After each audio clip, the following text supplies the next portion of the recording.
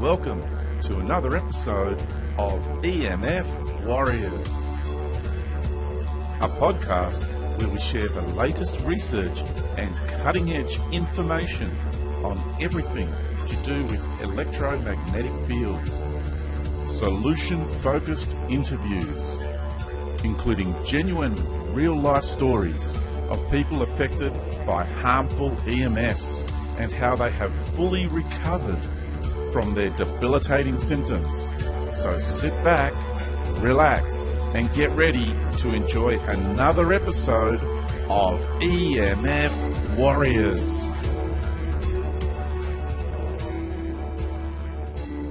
G'day listeners, welcome to another episode of EMF Warriors.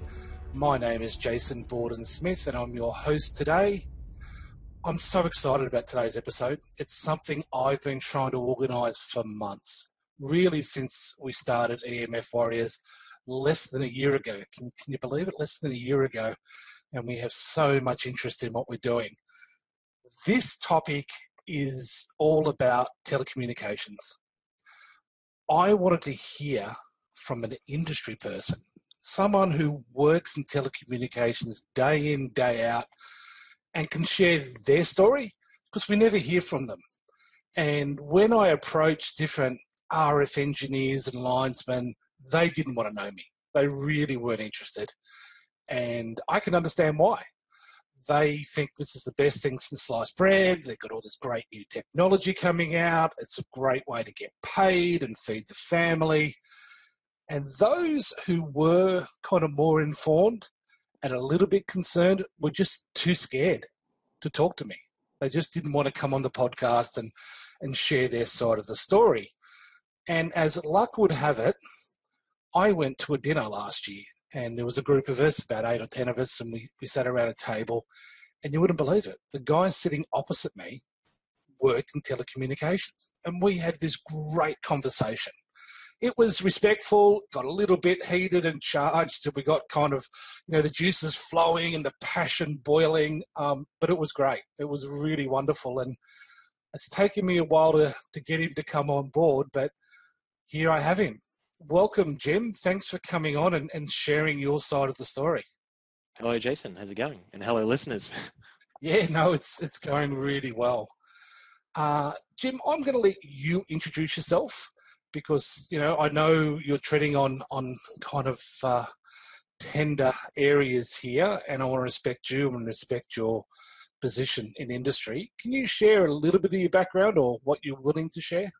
Well, I won't go too much into details of my personal sort of involvement in industry, because I think it's beyond just personalities anyway. And also it's nice to have a level of anonymity.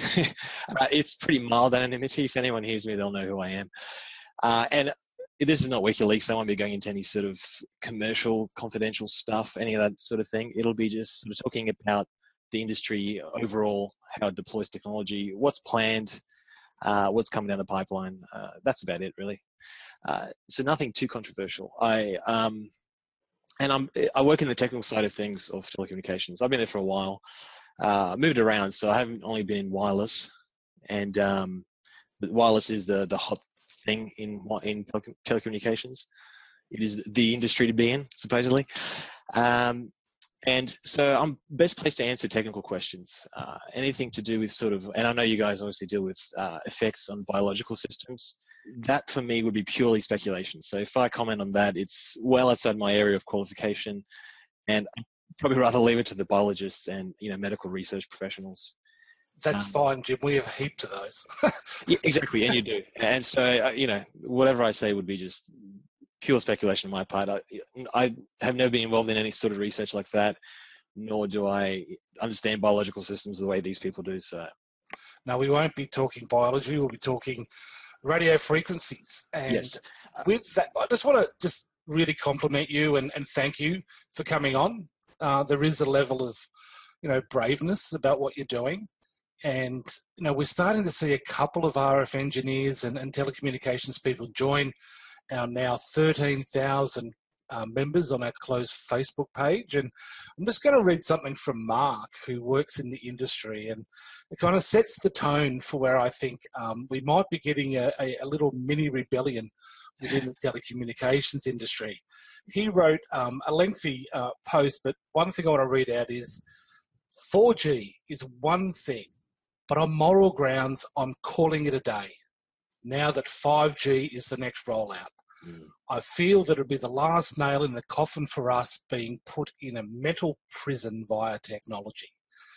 When I read that, I just went, wow, here we have some insiders who are now understanding what's going on and want to come out and speak about it. So thanks for coming on, buddy, and I'm really, really happy to have you here. So let's move on to the technology, and it gets very confusing. We need to understand, Jim, that most of the audience that will be listening are non-technical. Yep. They're mums, they're mums with kids who are concerned about it, they're dads, they're maybe health professionals, they may be a range of different occupations, but understanding like radio frequencies and the whole electromagnetic spectrum can get really confusing for people. So I'm just going to quickly run through the different hertz, then we go to kilohertz, then we go to megahertz, gigahertz, and then eventually up to terahertz. And everyone's going, yeah, there's so much hertz, my brain's hurting. Yeah. Literally, it is. So we're going to focus on the radio waves. Now, yep. To confuse people even more, AM and FM radio don't actually use, or if they use, it's the very, very low end of the radio wave spectrum. Do you want to explain like how AM, FM radio frequencies work, and because of their wavelength they can travel like kilometres and then build us up into the area that you specialise in, which is more around the megahertz and now going into the gigahertz? Yeah, sure. Well, we probably have to start with just what is wireless radiation. The word radiation arises from the phenomenon of waves radiating. So it's just literally it's quite a loaded term that people can get afraid of, but it covers everything from sound to what we're talking about, electromagnetic energy, to all sorts of different energies that travel, that radiate. So that's what the root word comes from.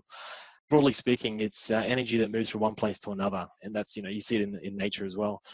So electromagnetic radiation is just another name for electromagnetic waves, and these are synchronized oscillations, so literally frequency moving up and down or sideways or whichever way. And these are electric and magnetic fields, and they propagate at the speed of light. That's basically it. They can be native, so natural, or man-made. And when you talk about hertz, it really just describes cycles per second. It's a measurement. So 1 hertz is 1 cycle per second, 1 full cycle. We're going like if you look at a wave in the ocean, it rises and then it drops, and that's one cycle basically, from the peak to the crest. So from the peak to the trough. So 1,000 hertz is 1,000 cycles, and 1 kilohertz, which is 1 kilohertz. So kilo is 1,000. You go up to mega, which is 1,000,000. So 1 megahertz is 1,000,000 cycles. And then you go up to a gigahertz, which is 1 billion cycles. So mega is million, gig is billion. And then you have terahertz is the other thing that will eventually get talked about, and that's in the trillion cycles. So these are cycles of energy, basically moving around, that we do not see, and it travels at the speed of light. It starts, there's DC current, which is 0 cycles, or static electric fields. And then you go up the electromagnetic spectrum. So what I'll talk about is sort of the extremely low frequencies. There's sonar in that sort of range. There's just your appliances, they operate in that sort of range, the cycles that they emit, and then it goes up into the radio band. So this is where I come in, and that's really what radio engineering works with. So just to kind of quickly summarise from my perspective, the very low hertz is the Schumann resonance, the natural wavelengths that occur. That's right. Brain waves as well. How the human body resonates. That's right, yeah. And then so a whole bunch of biological systems emit different, electromagnetic waves as well. Low power and low frequency. So these are the sort of ELF, extremely low frequencies. And then we came along and invented an alternate current. And that's right. In Australia and the UK, and so that's the cycle now. So we're going into this 50 cycling. cycle hertz, right? So half an octave, so 50 hertz is the AC power in Australia, and I think it's 60 hertz in the US. That's right. So it's 50 cycles per second, basically. So that's our electricity, and then we keep moving up, and then we kind of come into the AM, FM radio waves, and That's sonar, right. and those lower ones. So with the analog radio, that's the very bottom of the scale. So in the spectrum that telecommunications works with, it starts kind of with a 3 kilohertz, which is 3,000 cycles.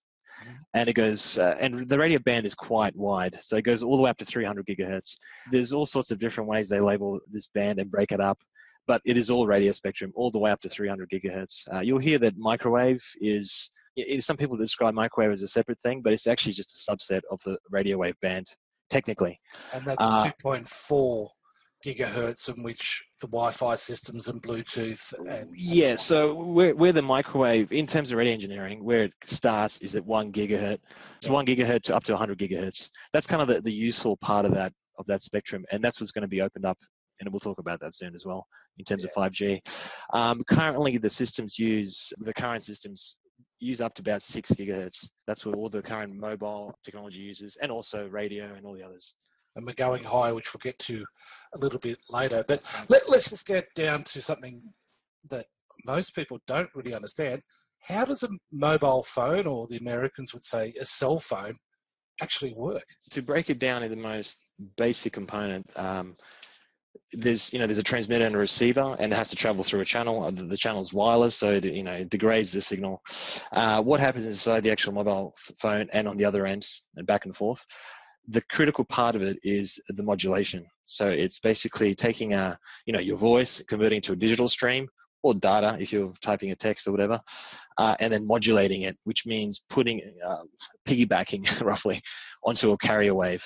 So there's packets of information are being travelled on these waves. They're riding these waves like little tiny surfers or little tiny packets, basically. So that's modulation. And on the other end, you have demodulation. You have to demodulate that. So you separate the carrier wave, the thing that's carrying the packets, from the actual signal that the message that you wanted to send.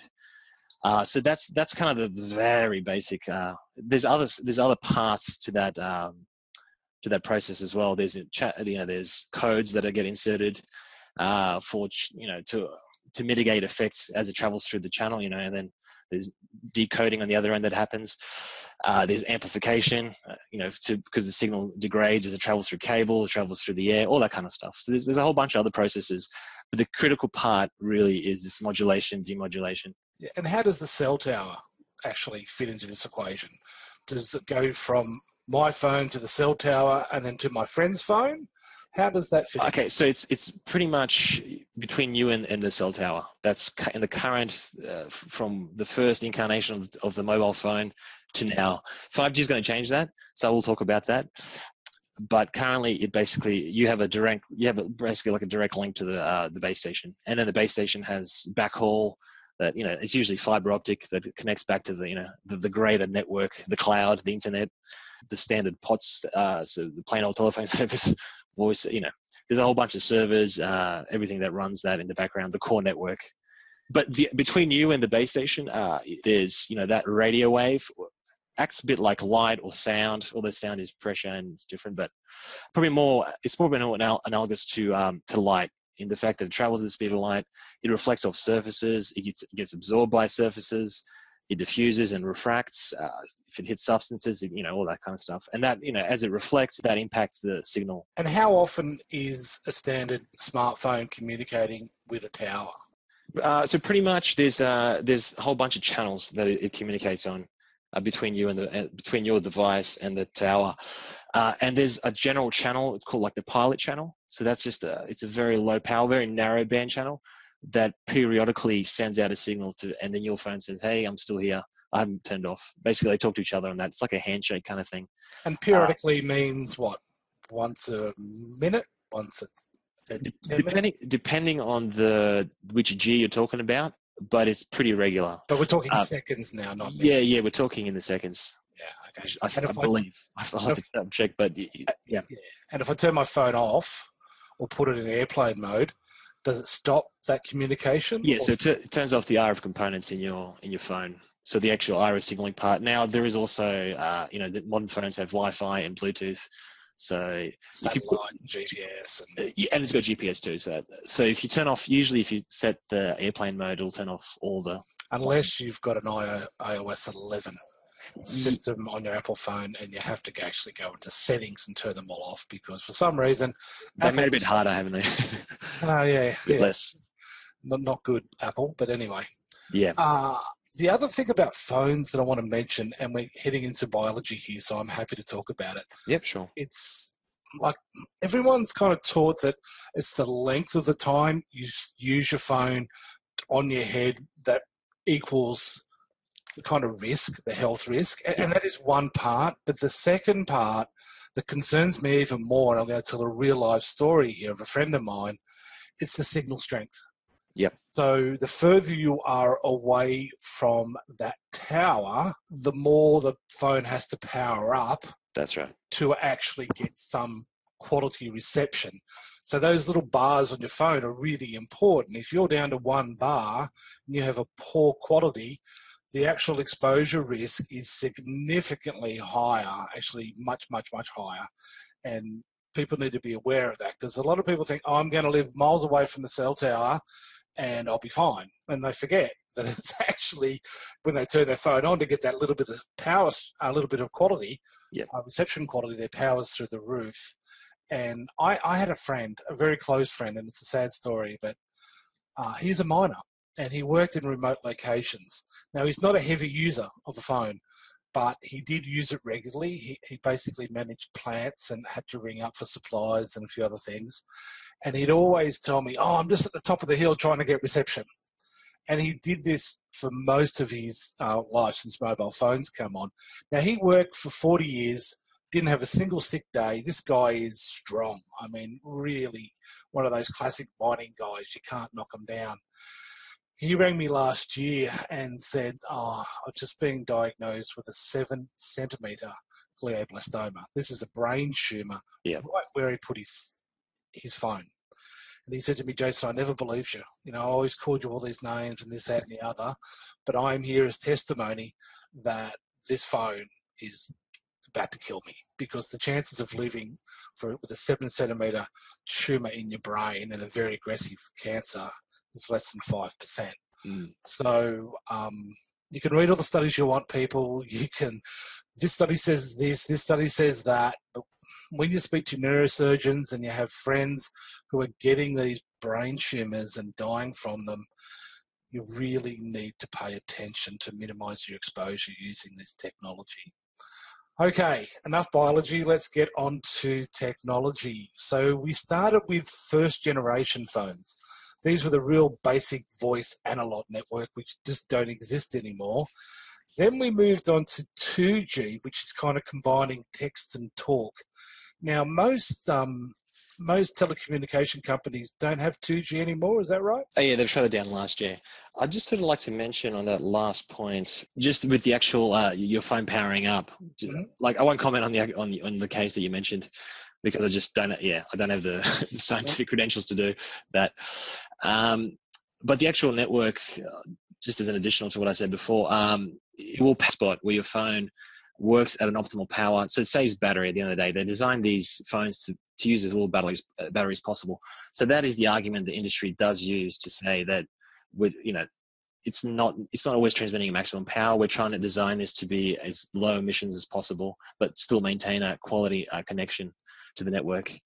So really there is like a sweet spot. If you're much further away, so on the cell edge, as they call it, then your phone does have to power up. A bit like if you're much further away from your friend, you got to talk a lot louder for him to hear you. So your phone is having to shout. So that is kind of the argument also of having a network that's distributed right throughout the community and having towers closer, footprint smaller. So from the base station end, the base station doesn't have to transmit as much power either. It doesn't have to have a huge, footprint. You can in the metro areas, you can sort of do, a couple of kilometers, as opposed to say broadcast television, which generally is 50 to 100 plus kilometers. The thing is though it's broadcasting one way. Your television antenna doesn't talk back to it. So as soon as you have the other end talking back to you, and it has a small antenna, a battery life, then you have to have your network closer to that device. So that's kind of the reasoning of why we don't have just towers up on mountains anymore or further away, hills, whatever. It's usually they want to have them as close as possible to the inside the community, because then the justification is your phone doesn't have to, it's in a good coverage area. It reduces interference as well. So it's just, you have this dominant server. You're not getting other interference from other base stations, and the footprint can be maintained to a few kilometers. So the power out of the base station is set to a smaller level than it would be if it was up on a hill doing a big umbrella sort of footprint, as they call it. Yeah, despite that, all the signals are now saturating the whole community, being closer and closer, and with 5G coming on board, it's going to be inside our house. But we'll leave that one there. Yeah. Let's get back to the generations, because I want to lead up to 5G and just want to give a bit of background. So we had the first generation, which is the voice and analog, which is well and truly over, the old brick phones that we used to have. And then 2G, which you just said was now turned off in most modern countries. What happens to those frequencies that you use for 2G? They're just not disbanded. They're taken up by other people, aren't they? Right? Yeah, so the actual band itself. So if you imagine these frequencies are like pipes in the sky, and the government sells these pipes. Imagine like they're stacked vertically. That'd be like the pipe at the bottom is the low end of the frequency spectrum of the radio, and then you go all the way up to the top pipe. Now they're going to add more pipes at the top. This is for 5G. And at the bottom, the pipe is kind of, it's a bit of a rough analogy, but they're a lot smaller at the bottom. It's quite busy. So all the prime stuff's taken, a bit like, it's easy to use up the bottom stuff because it propagates further. The wavelength is bigger. And then as you go up further, the wavelength shrinks. So it doesn't travel as far. It gets impact, as it hits surfaces and goes through walls, etc. It doesn't do that as well. Bit like if you walk in front of a nightclub and you hear the bass frequencies, you don't really hear the treble as much, the higher frequencies. Mm-hmm. So you hear the doof doof, that's traveling through the material. That's the bigger wavelength. Lower frequency, bigger wavelength. It's traveling through materials easier. Whilst the treble, the hi-hats or whatever, you don't hear that because it's getting blocked much better and it doesn't travel as far. So it's kind of, in that way, it's similar to sound. So my concern with that is, we've got all these artificial frequencies that our biology, whether it be human beings, birds, mammals, insects, have never had exposure to, and we're just filling out the spectrum. So we're using it for all these different purposes, and we are just getting smashed. We are filling up the pipes, basically, and that's right. And actually, I'll just make a comment that I was kind of looking at the standard just before I had a chat with you as well. It doesn't actually talk about animals or flora either. It only specifically refers to people, so that's interesting. But the pipes themselves, so we've run out of capacity because there's, emergency services, television. So this is what the telcos buy. The government has these auctions. They sell off spectrum. And there's, and the pipes are different widths at all these different levels. Now, up higher, there's a lot more ability to sell bigger pipes, I guess. It sounds a bit basic, but that's... No, I like the analogy because you've got like the little copper pipes we use for water supply in the domestic house. If you imagine the ground floor is a lot easier to use. And then, as you have to, I don't know, if you're building some sort of high-rise thing, it's harder up the top. It becomes harder. So everyone's used the easy stuff at the bottom, and now we're going into the stuff that's harder to use. Yeah. And there's technical reasons for that. It's not just specifically height. I'm just using it as an analogy. So we're moving from a little copper pipe, which are all filled up. The slightly bigger pipes are getting filled up. And this, I never usually hear this too much, but the business end of the mobile network really is what's called the air interface. So what I was talking about before, and it's given away in the name, the air interface. So it's what happens, the energy, what it looks like, its power levels, everything about it as it leaves the antenna and it goes to your device. So that's the air interface part of so the challenge in radio engineering is how to put as much, back in the day, it was how to put as many users on, for voice and then eventually SMS, now for data as well. So it's how to get, you have a pipe, everyone's got to use it, everyone's got to share it. It's a scarce resource. So if you're a telco, you've bought a certain pipe at a certain height. or a certain frequency, and you get to fit how many customers you have or users in an area. And so what they call these things multiple access schemes or multiplexing, how to get people to share, or users or data streams to share a pipe, basically. So that's the difference between the generations. That's kind of the main part of it. Now, downstairs in the core network, there's obviously processing capabilities that have improved as well. But that's all cabled stuff. That's all downstairs and further back into the network. What you're more concerned about is the air interface. So the stuff that gets propagated through the air wirelessly. So each generation had massive improvements in terms of processing, the actual processing power for downstairs behind the antenna, if you will. But out of the antenna, these multiple access schemes, as they're called, really it's called multiplexing. It's a telecommunications thing. And so I'll just quickly mention, so 1G was analog, and it was called frequency division. So it was just based on frequencies. Each user was allocated a different channel. So you literally had your own little dedicated channel. It's just that there wasn't that many users, and they were just it's mostly voice transmission. So you didn't need, the pipes weren't that big, and you didn't have that many users to put into each pipe. Then you had 2G, which is now moving to the digital. That's CDMA, GSM. That's kind of started in the 90s, and each user was, so for GSM, each user was allocated a little time slot. So now you would just, you go, I go, you go, I go, basically. That's what it was, in a very fast sequence. So a bit like if you had a conversation analogy, the first example is everyone talks in a different room to prevent interference. That's the frequency division. 2G, you had time, so everyone took a turn in talking, basically. It's just that it's obviously a very fast speeds. And then you also had CDMA, code division. So everyone got allocated a code. So you share the pipe, but everyone's got a unique code, a bit like a language. So if you're in a crowded room, everyone's speaking a different language at the same time. But because you understand, the other receiver understands your particular language, he can shut out the other stuff in the background. That's kind of the rough analogy between the generations.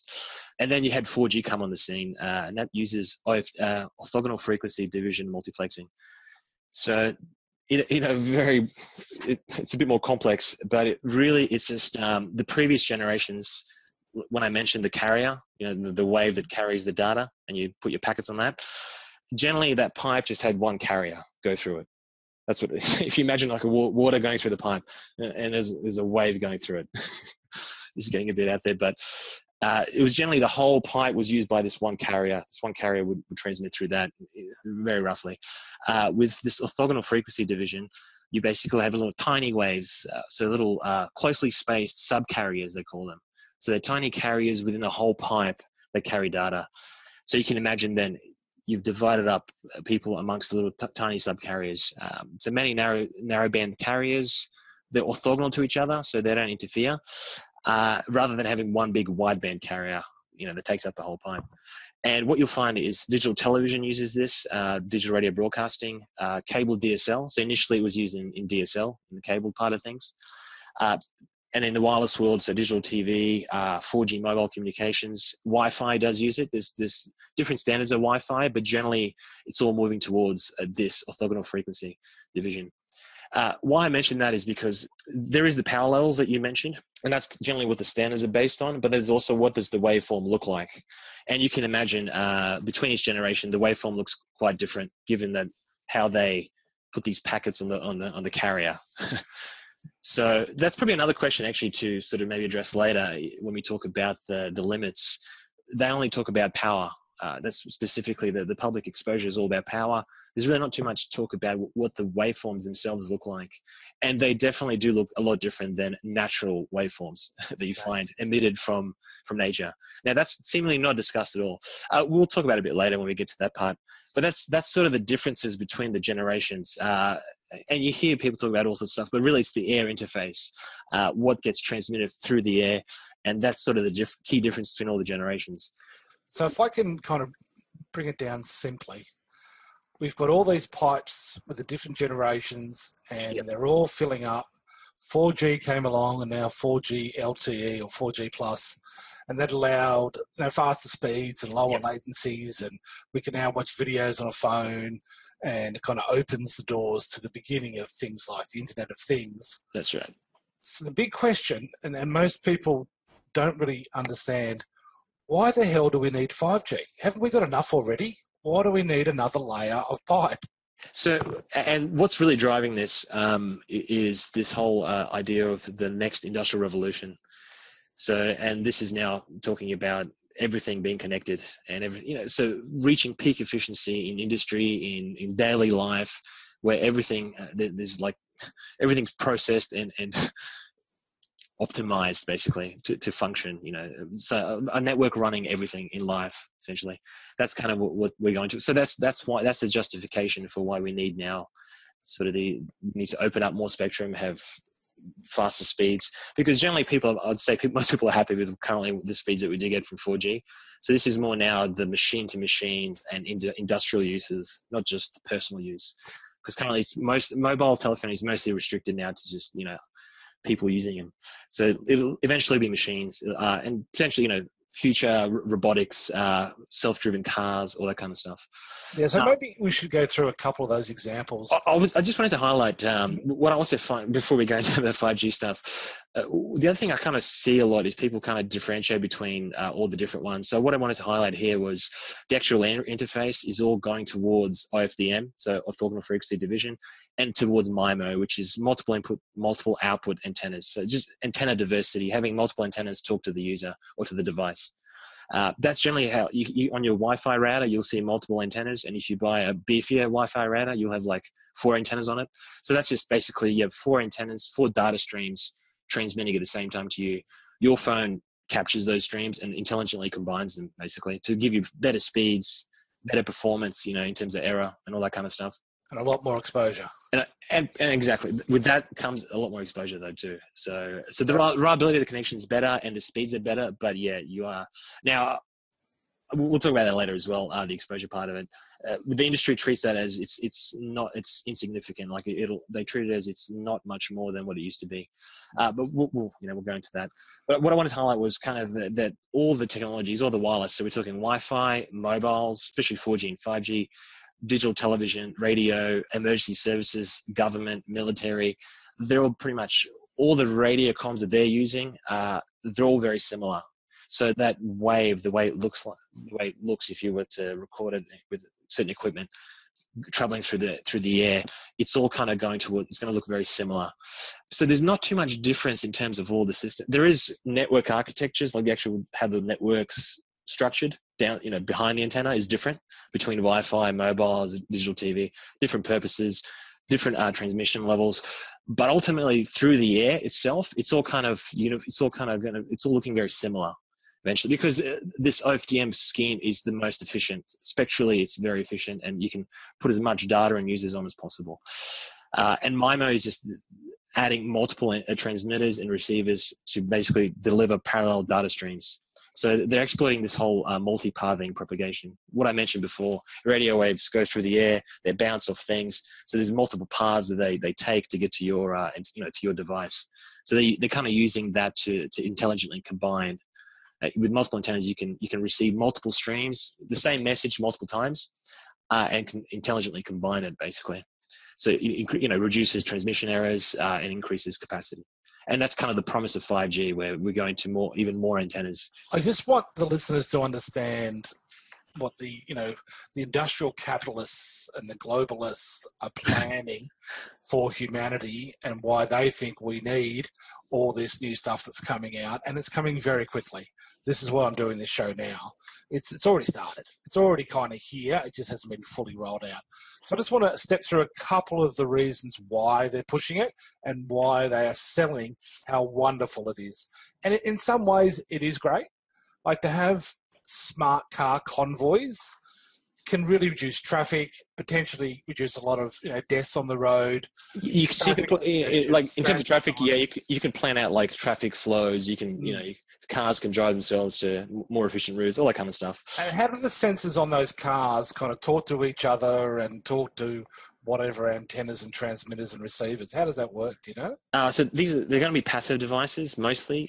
They'll be they're kind of saying the next step is sensors everywhere. So some of them will be active, some of them will be passive. So your bin might have a sensor in it. and it might record, it might send to the automated truck that now it's full. So you don't have to have a truck that comes around and collects everyone's bins. It only comes in just in time, if you will. Right, so it's just one-way communication. It's not two-way. Yes, it's kind of like a one-way. There's many different. So what's happened is the chips themselves that are going to all these devices. Economies of scale. They've dropped in cost. So they can be mass produced and put into everything from fridges to toasters to your toothbrush to the whole thing. And they are. They've all got them now. And yeah, like if you go to the shop, you'll see there's, like buying a toothbrush. I noticed there was Bluetooth in it, and you could tether it to your phone, and it'll tell you how often you brush your teeth and length of time. So what does the telecommunication industry have to do with the smart cities and the smart grid and the smart meters? Is there a relationship between the telcos and the energy providers? Yes. So the telcos themselves, if you look at the whole flow of how all this happens, telcos are on the deployment end of things.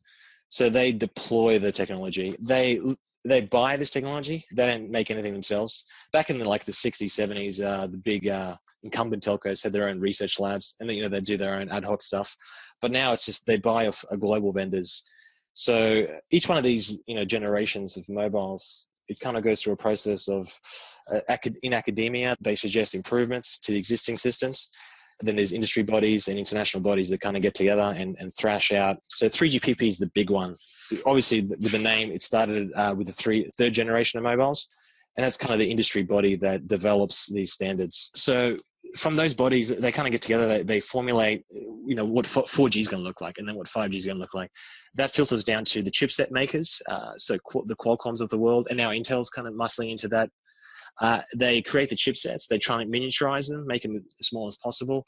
They sell that to the vendor, to the manufacturers of the actual equipment, which is Ericsson, Scandinavian countries are represented quite heavily, and they're sort of the behemoths, the global behemoths that make this stuff. So a lot of people mention Qualcomm, but they just make the chipsets. They don't really make the handsets. They sell the chips that go into the handsets and into the base stations.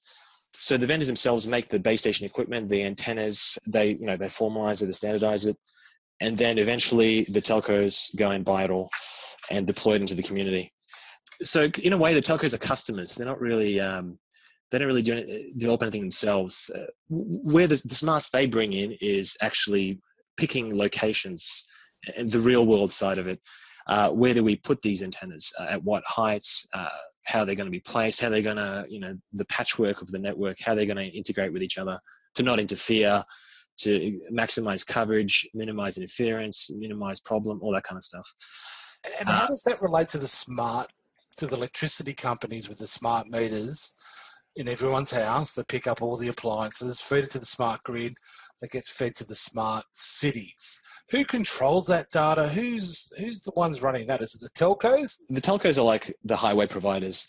So you can buy as a business, so if you're a mining company or a power company, you can buy a road basically, right. Either a fiber optic cable or a mobile broadband, whatever, from them. And then they buy the actual equipment that's going to run with their smart meters themselves. Okay. So now the power companies are kind of becoming a little bit like telcos. Not really. They're buying. They're also similar in the sense that they're consumers as well. They buy this equipment from international vendors and they deploy it to. Now their purposes are different to telcos. Telcos provide mobile base stations, so your phone has a connection basically. Whilst the power companies deploy these smart meters, so they don't have to go out and send a guy out to record your power level or your power consumption, because they don't want to have to build out their own network right across the country. There's already telcos that have that, and that's it. Yeah, they might buy capacity from telcos, but they deploy themselves, and they're doing it for this efficiency purposes as well. They can employ less people. Your power reading can just be fed back central, to a central server. They don't have to send anyone out. And they can sell all the surveillance data they get from that to advertisers and other people, but we'll get to surveillance in a little bit. Yeah. Let's move over to media and entertainment. And I see these guys as a huge driver of the 5G technology because they want everyone to run around with virtual reality and augmented reality headsets. And I was speaking to a colleague the other day and he was saying the new headsets are going to be are wireless and using 60 gigahertz frequencies. And they are so happy because all the information they can get transferred into these headsets make the real life simulations of games and rides and a whole host of other activities so real. Yeah. And these kids are running around with 60 gigahertz ramming into their brains. Most of them can only handle it for 20, 30 minutes.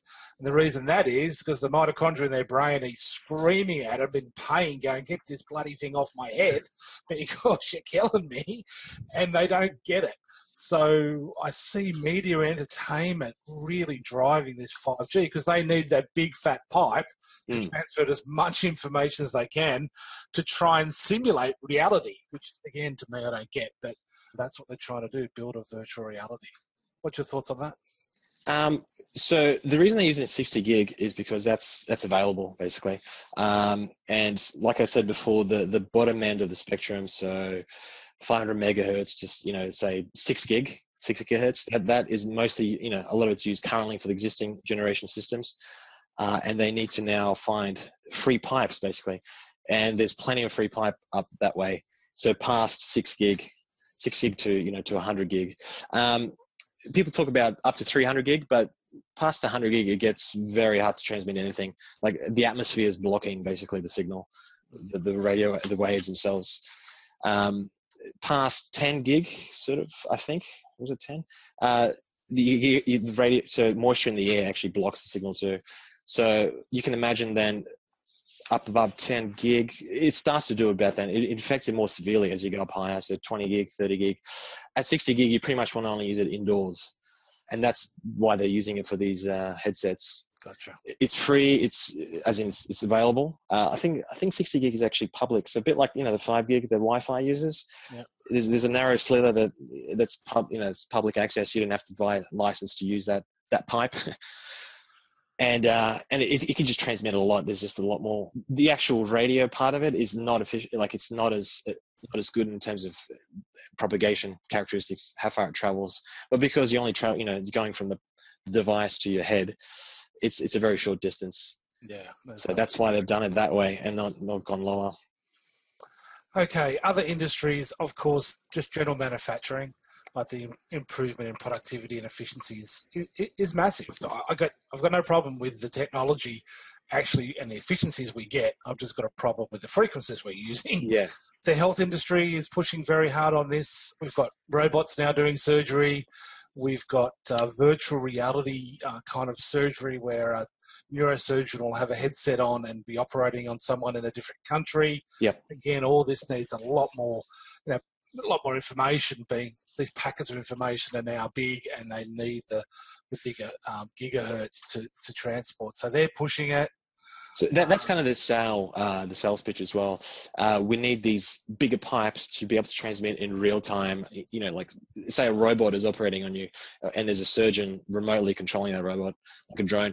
It needs to have that big pipe for data transmission, low latency, and a very high rate, to see the high definition video, to hear the sound, and the instantaneous movement of the fingers and everything. So that's kind of the future stuff. So that's robotics, and that can be applied in health in all sorts of, you could eventually have people working remotely and there'll be a robot self doing stuff, you say in the mines. You don't have to go out in the mines, FIFO, fly in, fly out. Yeah. You might be a worker sitting in Sydney or Brisbane or in the main city, and you're doing stuff out there via a robot self.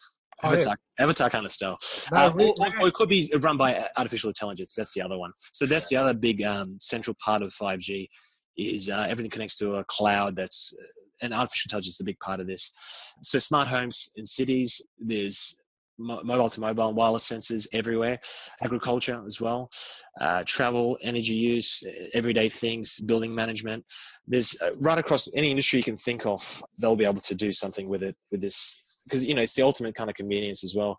Everything's wireless, everything's controlled wirelessly, remotely. You don't have to travel too far, basically. There's stuff that's doing, performing the function for you. I know. I want to finish with two more. And by the end of this little conversation we're doing now, people understand why you're not going to stop it. Like, this is so much money and so much. Huge amounts of money, yeah. Like trillions we're talking. It's not going to be able to be stopped in its current form until everyone gets sick. But we'll talk about that in a minute. Well, I'll just say that, so from a Cisco, they just mentioned that things connected to the internet. So in 2005, we had 500 million devices. 2010, we had 12.5 billion. 2015, we have about 25 billion. And by 2020, we project to have 50 billion devices. So double what we have currently, roughly. I know it's insane. And just to bring it back to the home, the studies I've read, we had about 6 devices in our homes 2 years ago. By 2020, which is only 2 years away, they're expecting 30 devices. These are pulsating, usually Wi-Fi or Bluetooth devices in our homes. And 30 devices in your home with your kids is just too much. And if you go to Amazon or any of the Christmas sales and you look at the top selling items, they are all Bluetooth or Wi-Fi enabled. It's insane what's coming. Just like your toothbrush or the Echo, talk to me, what's the weather like robot, and you've got, it just goes on and on and on. It does. So that's how many devices are coming into your home, so don't buy the devices. The other area I want to talk about is cryptocurrencies and digital cash. It's all the rage at the moment. There's so many people I know who are desperate for capital growth, and they're getting on the Bitcoin wagon, and hopefully they make some money and do okay. But what people don't understand is the energy and the data required for these transactions is insane. Yeah. So hence the move towards sort of cloud computing, where everything's these huge, if you want to call them server farms or data centers. And that's what 5G, so 5G kind of is the connectivity part of that, connecting all these huge data centers that process vast amounts of data. Eventually, some of them, all of them will run artificial intelligence too, which also needs computing power.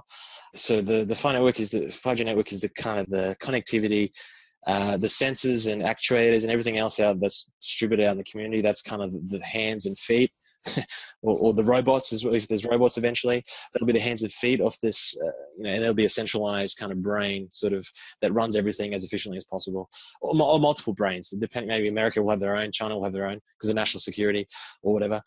And that's kind of there's a bit of an arms race towards that too, I guess. Totally, and because there's now also political implications as well. Where if you've mastered artificial intelligence, if you have the superior computing power, your industrial strength will be greater. Your potential to earn money, your potential for military applications, all that kind of stuff grows as well. Yeah, so for those who have been sticking with us for nearly an hour, I want to give you my prediction on this whole cryptocurrency, digital cash thing. And it leads into the last little section I talk about on why 5G is here, why it's not going away in the near future, and that's control and surveillance. Thank you for being part of the EMF Warriors community. We look forward to bringing you our next episode. Be certain to join in discussions on our EMF Warriors closed Facebook group. And to make sure you subscribe to our fortnightly newsletter to stay up to date with global developments. If you would like to learn more about us, go to emfwarriors.com, where we have curated an amazing library of free information, resources and solutions to your most pressing EMF concerns and needs. Because together we can make a real difference. The materials and content discussed within this podcast are the opinions of host Jason Bawden-Smith and Scott Compton and guest interviews. This information is intended as general information only for listeners of this podcast. Listeners should always seek professional advice, and the content and opinions expressed in this podcast should never be construed as a substitute for professional medical advice, diagnosis or treatment.